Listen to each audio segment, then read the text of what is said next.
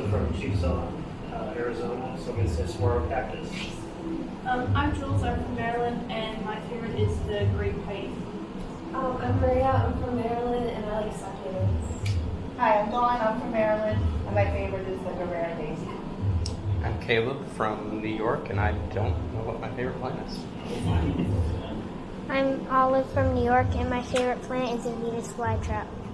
Good choice. I'm Paul from Baton Rouge, Louisiana. I don't have a favorite, whatever's colorful. I'm Marcel, I'm from Baton Rouge, and I also like succulents. So, now we are in the IPM lab. IPM is going to stand for Integrated Pest Management. Let me ask you guys a question now. What are some examples of pests? Ladybugs and wasps. Not ladybugs. And what? Mites? Slugs. What about, there it is, aphids. You want to know something gross about aphids? Do you know they give live birth? You also know they're born with babies already inside of them. So that's why there's so many aphids all over the place, because the second they're born, they're giving birth to more aphids, which is why pest management is very important. So a pest can be anything in an environment you don't want it in. So think about a lot of those insects, a lot of weeds. Pests can even be something like a tomato plant. If you have a tomato plant in your garden, you don't want it there, it can be considered a pest. So there's 3 ways we go about managing those pests. First, going to be any cultural or mechanical practices. Those are going to be any man-made objects or actions that are going to help keep those pests at bay. So think about doors, windows, air curtains, fences, pruning leaves. All those are going to be really good examples of mechanical or cultural practices. Second, always going to be a last resort. Those are your chemical practices. So your pesticides, soft horticulture soaps and oils. Here at the Land, we'll use soft horticulture soaps only as a last resort though, because we're really going to focus on the third pest management, those biological controls. What are some examples of biological controls? Ladybugs. A single ladybug can eat 25 to 75 aphids in a day. So if you have a lot of ladybugs in your garden, that's a lot of aphids under control. Now a common pest that we have here at the Land are going to be these leaf miner flies up on the top shelf. And a common biological control we have for those leaf miner flies are going to be the parasitoid wasps on the bottom shelf. Now before we get started, you guys have to tell me what your name is, where you're from, and what your favorite plant is. I'm Erica, this is Eloise, and this is Diane. We're from Fort Myers, and what's our favorite plant?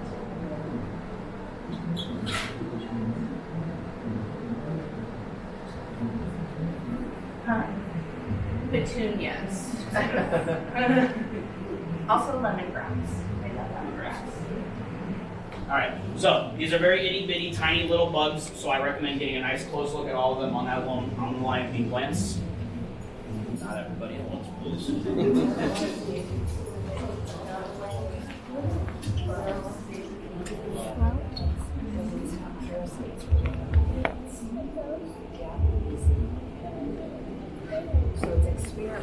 Is this gnats?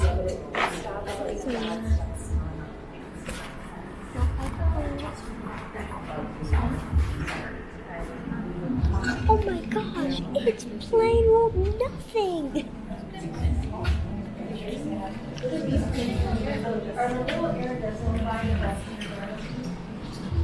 Depends on what.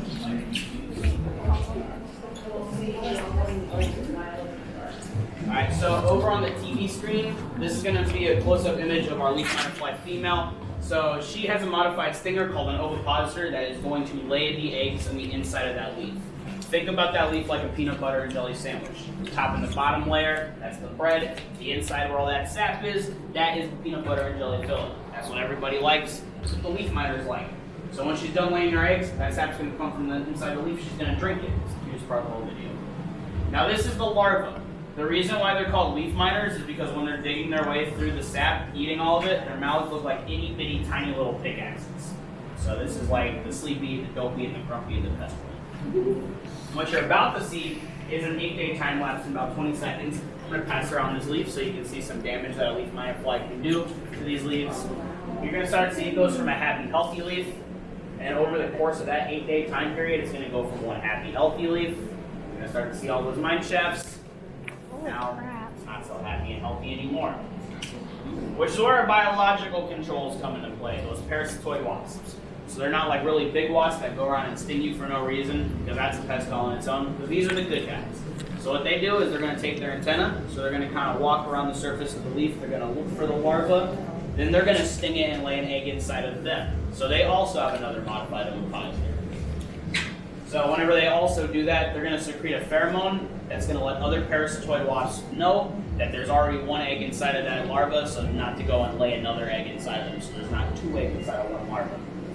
Whenever the larvae are ready to pupate, they'll kind of dig their way out of the leaf, they're going to fall onto the ground, and then the outside is going to harden, the inside is going to liquefy. So that's how a bug turned into a completely different bug. Think about it like an ice tray with some water. You can go ahead and just leave it right there. So that egg is going to hatch. It's going to drink all of that like a little bug smoothie. Then what comes out is not going to be an adult leaf miner fly. Instead, it's going to be an adult parasitoid wasp. Which is just like alien. And I can say that because aliens do property. Does anybody have any questions about anything they just saw? Pretty crazy. Alright. Well, if you want to go ahead and set a human from each one of your parties, I'm going to go ahead and hand these listening devices out to you guys. Cool.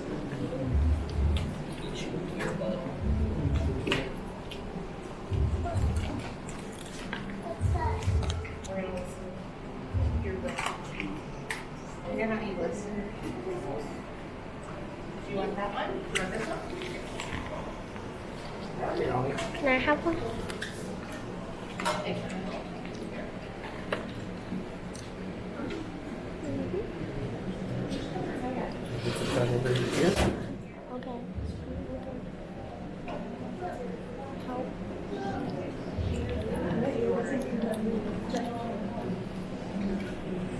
Just around your wrist.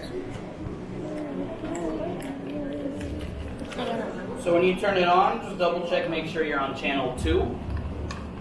Hold on. Otherwise, you won't be able to hear me. Turn that so you're comfortable. What? Until what?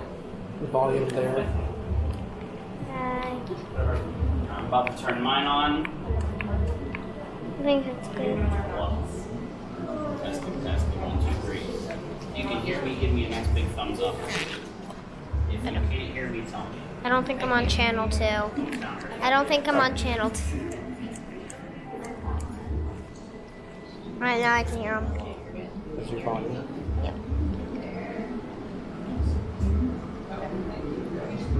Good enough? Alright. Everyone else good? Thumbs up? Yes. Perfect. Thumbs up back there. Thumbs up back there. It's all good. You guys are already sick and tired of hearing me talk. Hopefully I can roll on you at some point. I got the thumbs there. You should then. Well, we're done, so knock your socks off though, so. When I work with problems.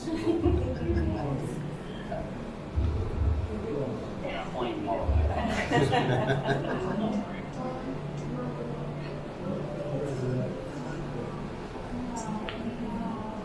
Alright, we all good? Alright, perfect. So, has everyone been on Living with the Land? Yes. Alright, because if you haven't, you guys have homework to do after this. So, we're going to go ahead. Is it not good? Hear me now? Alright.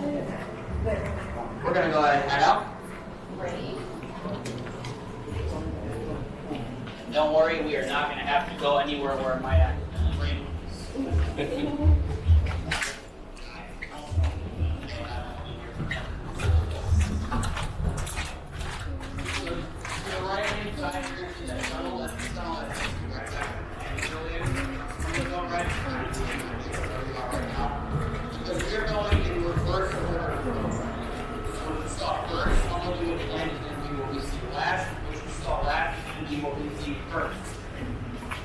The next stop is going to be the biotechnology lab. That was the room that was behind the glass window in the last greenhouse. You can put it around your neck if you want. Okay, can you help me out? That is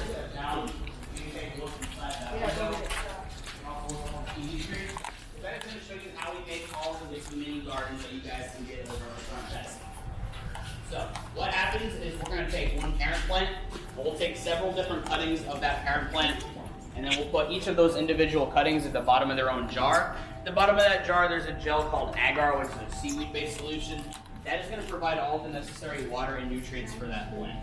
And all the lights you see is going to be beneficial for the plant's growth as well. So the red light promotes root health, the blue light promotes shoot health. They're going to absorb all that white light, and they reflect green light. So that's why plants are green. Now you give it all the stimulation from the lights, all the nutrients and water from the gel itself. Plants go through what we call totipotency, or that's their total potential to actually be able to grow from a singular cell. So those individual cuttings are going to be able to sprout their own roots and turn into their whole new plants. Now, if you guys are interested in taking home a little piece of living with the land home with you guys, you can get a Mickey Mini garden that was grown directly from inside the biotechnology lab over at the front desk. I Might highly have to recommend just it. I have kind a of Venus flytrap hold and it name is here, Victor, and it here. brings me a lot of joy. You want to experience that same Might have to level of use your joy I hand have. up I kind highly of guess every recommend now and then. whatever kind of species we have over Just at kind the of do front that every desk. now and then. Okay. Now here we're also going to do a lot of work with the USDA or the United States Department of Agriculture and researching ways we can make plants a little bit more resilient to pests, to weather, looking at how we can have a large amount of yield in a small space. Not a lot of places around the world are as fortunate enough as the US to have a lot of space to grow crops. So we're looking at warehouse environments, how we can have a large yield in a small environments. So you'll see a lot of those systems in play in the greenhouse. And we're also looking at how we can make very big plants very small. So think about something like a plum tree. Now make it a dwarf plum tree. Making something like a big tomato vine. Now make it a small tomato vine for use on something pretty cool, like the International Space Station. So if an astronaut decides that they don't want to have freeze-dried ice cream 7 days in a row, want a nice ripe tomato, that option will be available to them at some point in the near future. So we're doing a lot of cool work and research directly inside of this room, not just for Disney, but also just for the USDA. So we're actually researching and developing those dwarf plum trees in there as we speak. Does anybody have any questions? You guys just want to go into the greenhouses? Alright. Yes. Perfect. So if you guys want to go ahead and follow me, like I said, we're a USDA facility with the you are very good to keep everything very, very clean. We also serve some of the restaurants on property. That goes without saying, every plant in the greenhouse is edible or beneficial to some degree. And we would like to keep it that way. There's my sauce. She's our pre-elected wizard. She's our unofficial mascot. I love her. So please do not touch or eat any of the plants that you guys are about to see in the greenhouse.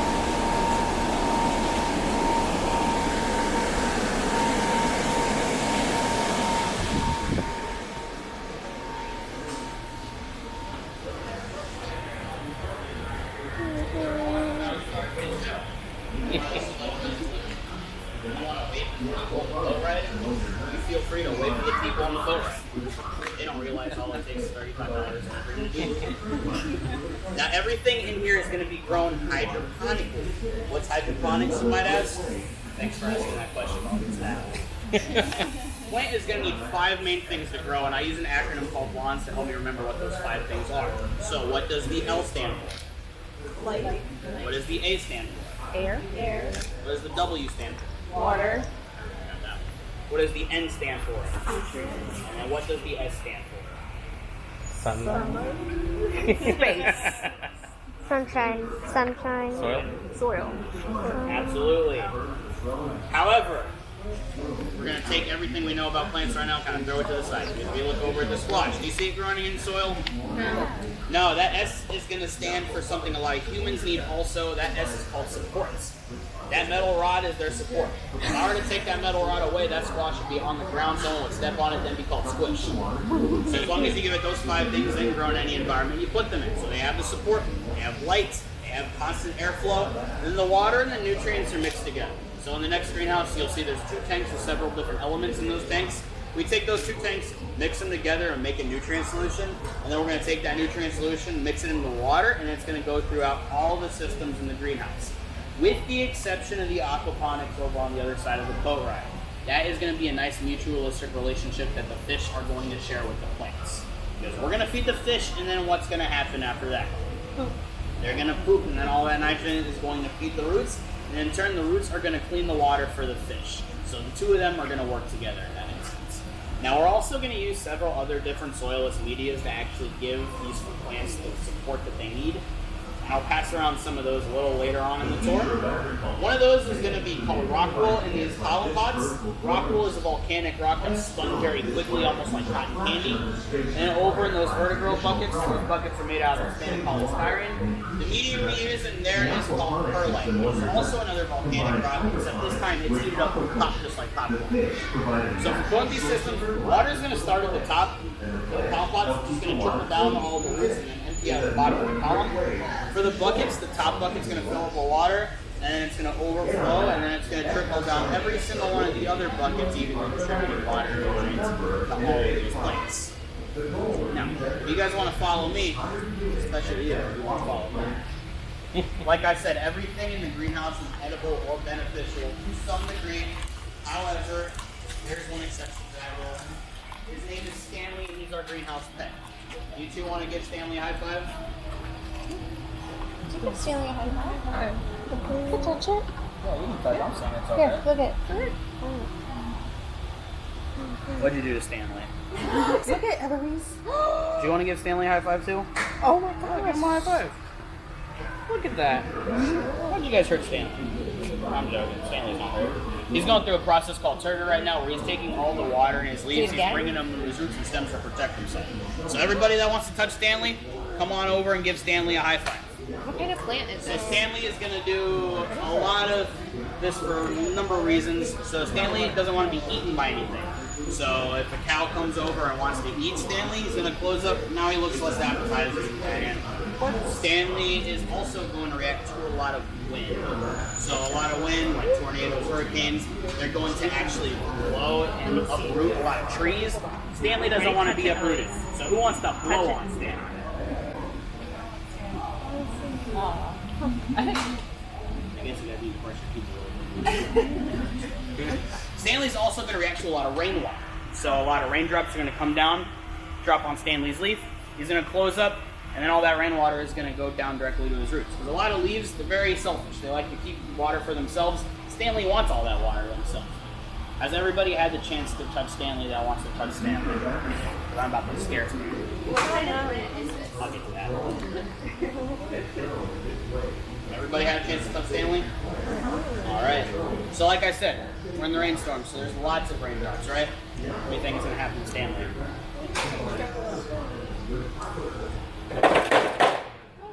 Oh, Stanley got scared. Stanley is terrible. Now all that rainwater is going to go down directly into his roots, and he's going to get a nice little drink of water. Don't be worried, Stanley's perfectly fine. He'll go back to normal in about 10 to 15 minutes. So by the time we walk back to this greenhouse, she's going to be open for you guys to say goodbye to him again. Now Stanley is a mimosa puda. So that means the reason why he is our pet is because I've just taken the S off of pest, because he's a weed. You know the seeds that get stuck to your shirt and you flick it off back on the ground? That is Stanley. There's a Stanley everywhere in the world. He's an invasive plant. So that is why he is our pet. Now, does anybody have any cucumber or melon allergies that I should be aware of? Because I said we weren't going to touch anything, and we already broke rule number 1, so we might as well break rule number 2 and eat something, right? I have cucumbers for you guys, are freshly harvested this morning.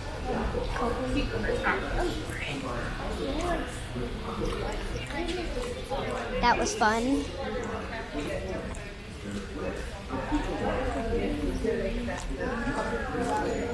Alright, so if you guys want to start right here, make a semicircle, work your way around that wall, and loop back around here, pass out some medium that we use.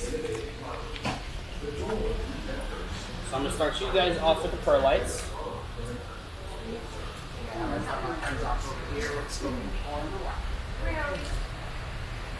So whenever you guys get the perlites, if you want to do me a favor, put them on top of the counter. And whenever you guys get the coconut core and the rock wool, you want to do the same thing? You put them on top of that counter for me. Because in the meantime, I'm going to get ready to get you guys some of those cucumbers that we're fertilizing. That is 83% of our annual yield of our cucumbers. That is 10,000 pounds of cucumbers. I want to sit on you. I'm I tired. have also noticed all these labels on these trash cans. That's because here at the land, what is the price of selling I want to sit down. Huh? We're probably going to be moving here. Yeah.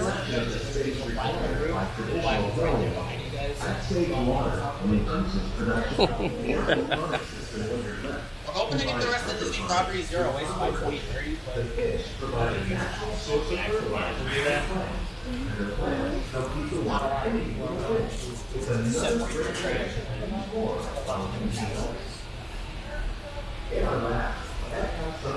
now comes the hardest part of this tour.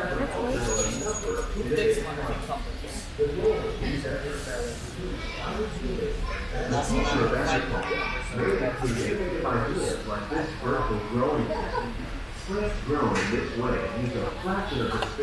Cucumbers. Well, like,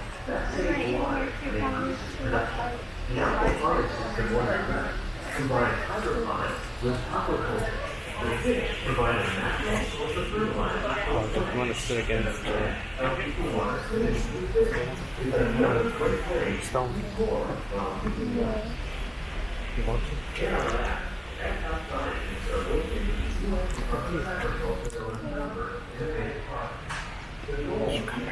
Go. Thank you.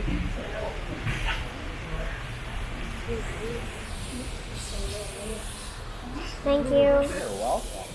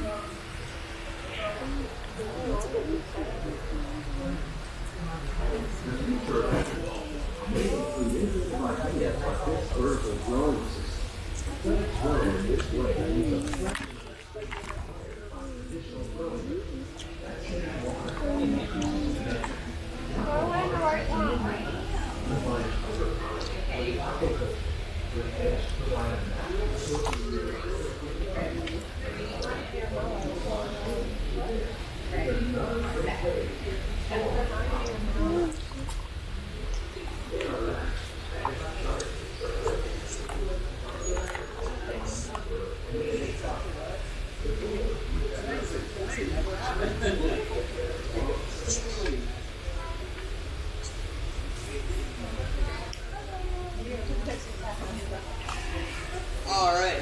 I still have extra cucumbers left over. Raise your hand if you want.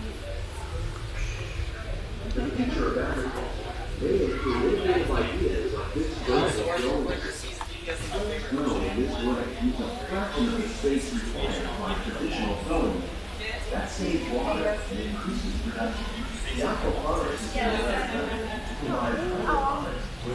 Now you get to pick who gets stage. You're the one that guessed, so. Well, it's between you two.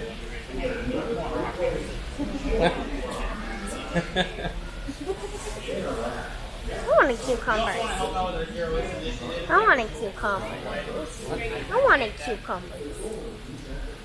I'll take the bag from you whenever you're done with the cucumbers as well. I want the cucumbers. Before we go into the next greenhouse, if you are interested in Yeah, knowing do our hydroponic system at home, I'll have duplicate for you guys and email that in. That's going to show you how to make a hydroponic grow tank. What? She still has 3. Aquarium to hold some water in place, or to let you spin polystyrene and float on the surface of the aquarium. You need to hold those roots in place so this green stuff is the rock wool you guys just saw. Nutrient solution to go into the water, air filter to give the roots nice constant airflow, and of course, anything else. If you don't have anything else, it's not going to grow. I didn't know why they're running these. Because they're hidden.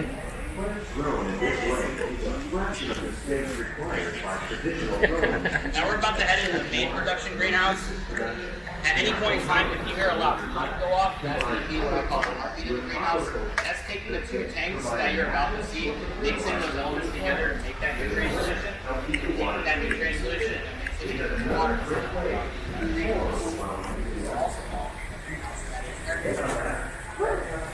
But it does rain and it's not that hot, so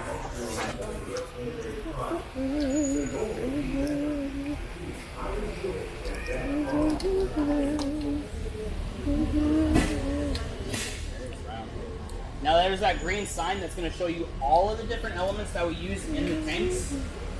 So if you want, you can take a picture of it, just kind of know what is going on in there. Now over on the right hand side we have examples of mini greens. Over on the left hand side we have examples of microgreens. So our nutrient solution is very acidic. It's about a pH of 5. That acidity is going to promote rapid growth and development for all of the plants. So with the mini greens we can have things like basil, lettuce, dill grown very quickly, very efficiently. For example, over on this third tray right here, this basil. When do you think this basil was seeded? It's already pretty big, so how long ago do you think it was seeded? 2 weeks ago. Very. 9:30. I guess early oversold. Early oversold. 9:30. So, over here we have the microgreens. So microgreens, they're going to be used as a lot of garnish on our chef's dishes. They love to experiment with different microgreens, kind of see what's going to work for their dish. Kind of like to experiment with different flavors, see what's going to add a nice pop of flavor. These are going to be really good at having a lot of flavor. Here, we're also going to make these greenhouses, spring greenhouse, because a lot of what you see grown here is going to be grown on string. For example, these tomato vines right here. This is how we can have a large yield in a small area, so we can wrap string around the tomato vines and we can grow on top of each other, so we can have a lot of different yields on those tomato vines. We can also use string to do really cool creative things. So we have tomato vines right over here wrapped around string, and those vines will eventually take to the top of this trellis, and then we'll have a tomato tree. And all those tomatoes will actually start to fruit on top of that trellis, and it looks like a whole tree.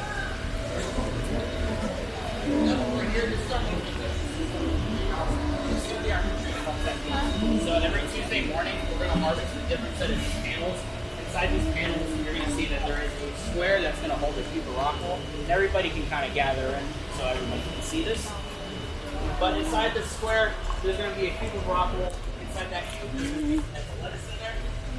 And then we're always going to be constantly pumping water into every single one of these panels.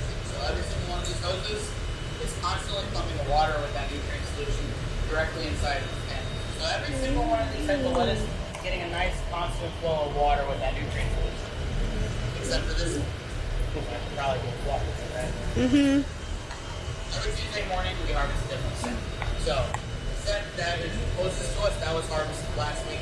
The one that looks like Mickey Mouse over on the other side will be harvested this upcoming Tuesday. And then we're going to harvest the set closest to us by the water in 2 weeks. The set that looks like 100 for Disney's 100 celebration will be in 3 weeks. And then we're going to come back to this one in a month. We're going to harvest around 500 heads of lettuce a week. That's 2,000 heads of lettuce a month. Anybody know what LOL stands for? Now when it comes to fruits and vegetables, they will grow to fill the environments that they're in. So let's say, for example, you take a cucumber and we'll put it in a mold. It's going to grow to fill that mold. So I have the mold right over here. What does this mold look like? So you put a cucumber in here, it's going to grow to fill that mold. For example, you can see an example right here. So we'll take one of those cucumbers, it'll grow to fill that mold, and then you have Mickey Mouse shaped cucumbers over top. So this is also going to be the same system that we're going to do around Halloween with the pumpkins.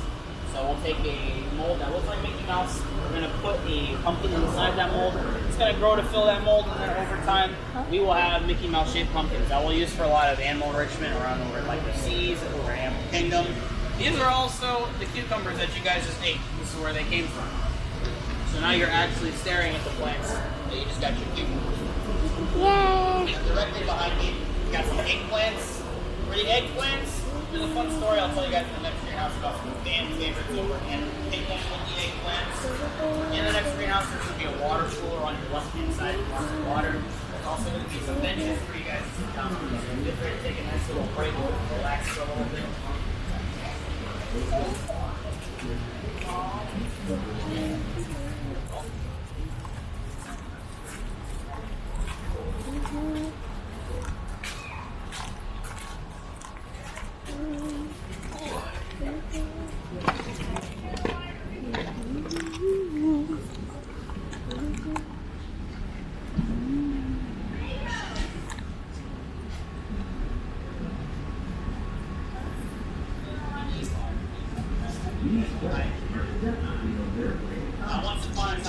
when we're growing eggplants, there's a little bit of heat to thaw our eggplants. We obviously can't send those photos to the don't want to eat. So we sent them over to the gorillas, and instead, they'll eat them apart. I had no idea they'll even like it. So we decided to grow more eggplants and more controlled setting, wait for the aphids, wait for the pests. Grew them, harvested them, sent them over to Animal Kingdom, the gorillas ate them, and the gorillas ate them. We wanted them to do the eggplants. We like the eggplants. We ate them for like their microbes. Got a lot of flavors. Now, having Animal Kingdom, having the season, greatly benefits our Zero Waste initiative because now instead of worrying about anything having a pest problem, compost that crop when we harvest it, we just send it to the animals instead. We appreciate it helping people. So that really helps our Zero Waste initiative because now we don't have to worry about wasting anything. Now, in this greenhouse, you can see everything is growing the same. Sand is not only going to look cool for the boat ride, but it's also going to have practical effects for purposes hydroponics and help other parts of the world that don't have a lot of access. So, think about your arid desert regions. So the sand can be anywhere from 2 to 5 feet low. Water doesn't really travel down the sand that well. When we actually go about getting water to all of the roots, it's going to be with this drip irrigation system right here. So these 2 blue dots that you're about to see, they're going to be stationed directly in front of the plant's roots. So depending on the species of plant is going to depend on how much water and nutrients they need. So something like the coffee trees, the apple trees, and the fig trees, will be on their own system. So pine, rice, sunflowers, rice, sorghum, and corn on the other side too.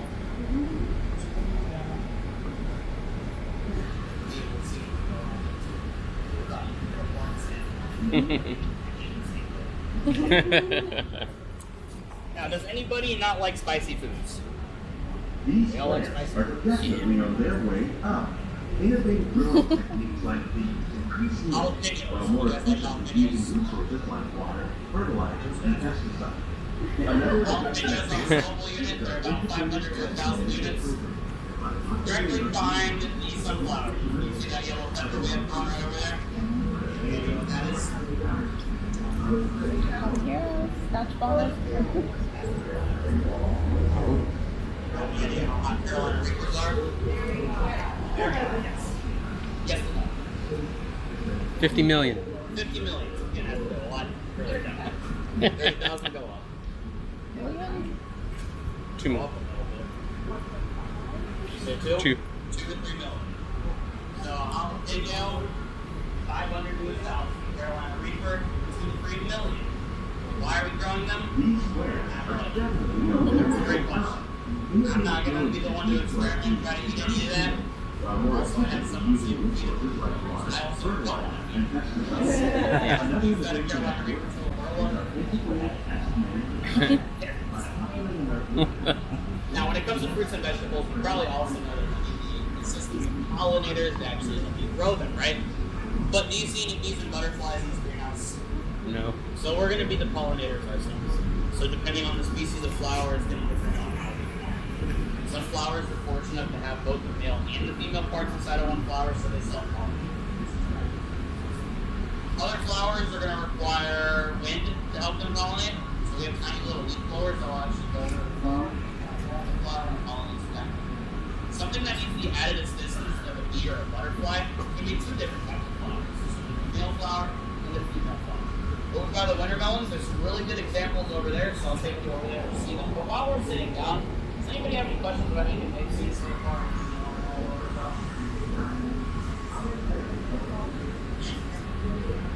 Actually, yeah, it does. So over there, you can see that watermelon that's right now. Watch the watermelon that fell off. But it didn't squish because the sand was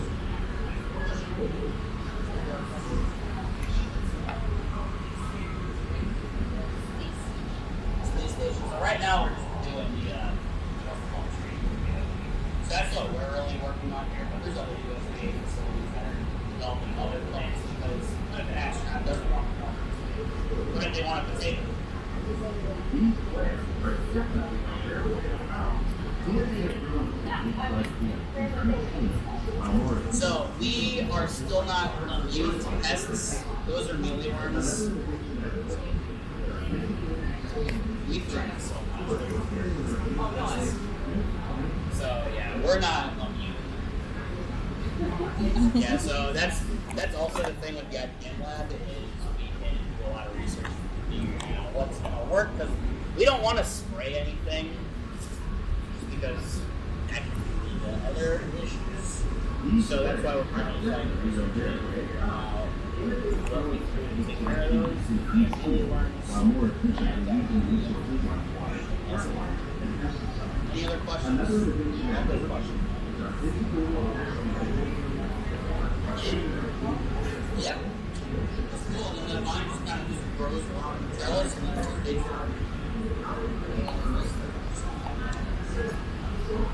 You guys have nothing else? You guys want to go ahead and put yourselves and all of the over the watermelons?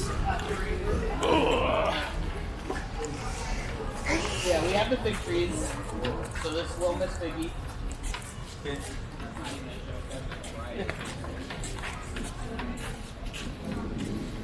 Coffee trees right over here. Who likes coffee? Would you say you go through about a cup of coffee a day? Yeah. If you go through a cup of coffee a day, that's going to equate to around 25 coffee trees in your life. That's why we want to look at sustainable ways to actually sourcing all of those crops. Because we don't want to over-harvest anything, potentially get rid of weed from. You guys want to go ahead and kind of like take a group around here. There's going to be some examples of male and female flowers right in the center. I want everybody to be able to see. So a male flower is going to grow directly on a vine. There's nothing going to be directly behind it. So right here, this flower right here is going to be a male flower. This flower right here is going to be a male flower. This one's a male flower. All growing on a vine. The female flowers are going to have a fruiting bud directly behind it. So it's going to be a bitty little watermelon. So this one right here, female flower. This one right here, female flower. And is there another one the only two I can really see right now.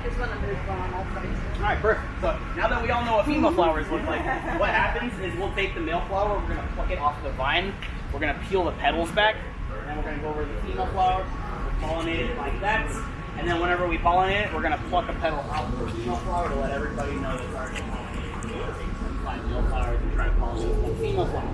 Doesn't mean just waste some pollen flowers, now you can see that these watermelons are wrapped in nylon rope, which is providing that plant. As you can see, that watermelon fell down, didn't have enough support. That one right there is only 54.50 pounds. So I want to ground it together in space, filling everything so everybody can have clean, fresh water. Now, aquaculture is very important. Around 50% of the world is going to use aquaculture to some degree. That's because at least every culture around the world has seafood as some part of their diet. So we want to look at sustainable ways to actually source and harvest that seafood. Now, for example, I need to feed everybody an Epcot plate on salmon. I just don't have enough salmon to do that. So now I'm going to go to Alaska, go to all those rivers and streams, and there's like as much salmon as I can possibly get. Which is not only a problem, because we're going to vary from animals. That's why I want to sustainable ways to actually source it. So, we need to be operating on the ways to practice and treat everything that we serve in our life. How do we know that the fish is sustainable source or not? We're going to let Monica explain more about it.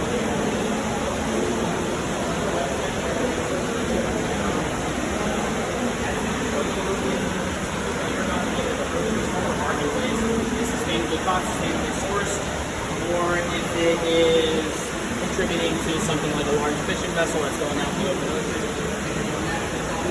Grabbing as much in that area as they possibly can. Not only a problem because you're taking the food source away from a lot of animals and those ecosystems, but now you have the potential of getting sea turtles, dolphins, whales, that's why we want to look at developing other methods that are sustainable for wild caught fish instead of relying on pollinators, because then you can just leave them out in the ocean and unfortunately they don't have any. Fish is also a very reliable food source. Something like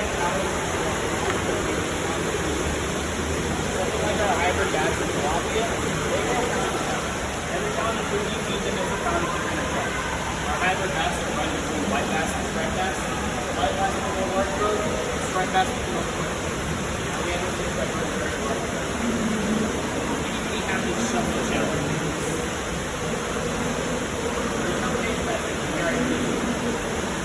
The reason I'm asking is because if you want to help me feed the fish, this is the shelf. Feed the fish that be available to you. All you have to do is step up a ledge, hold your hand or take it like this. You have to film it.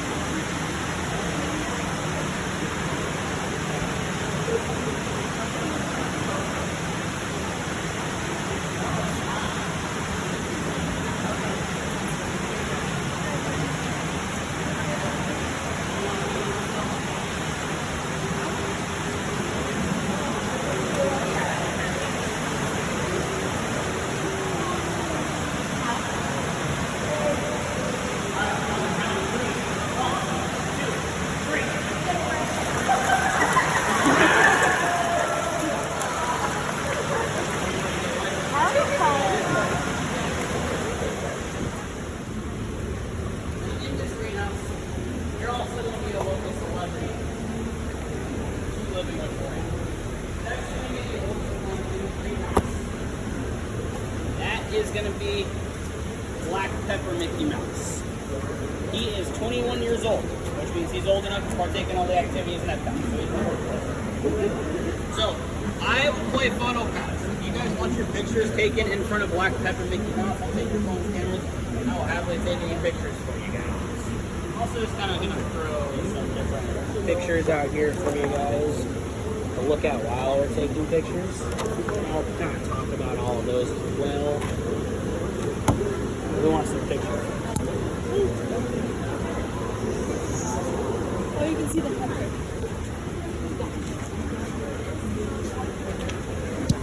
All right, say seeds. Seeds.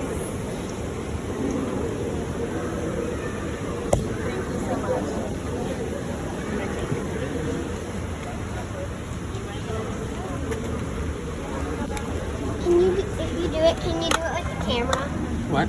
If you do it, can you do it with the camera? Because I want to film. Do what?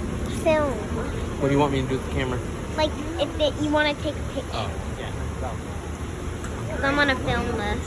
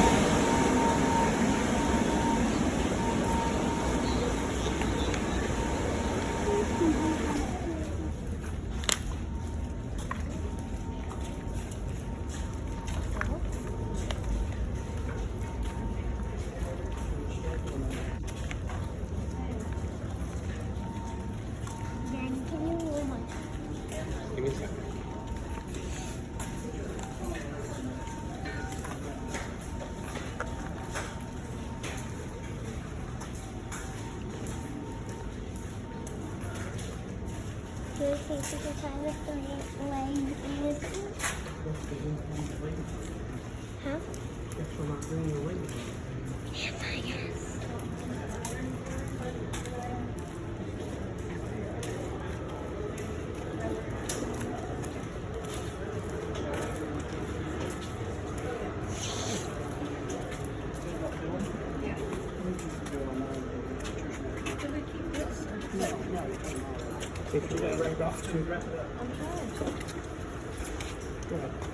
Too many things happening.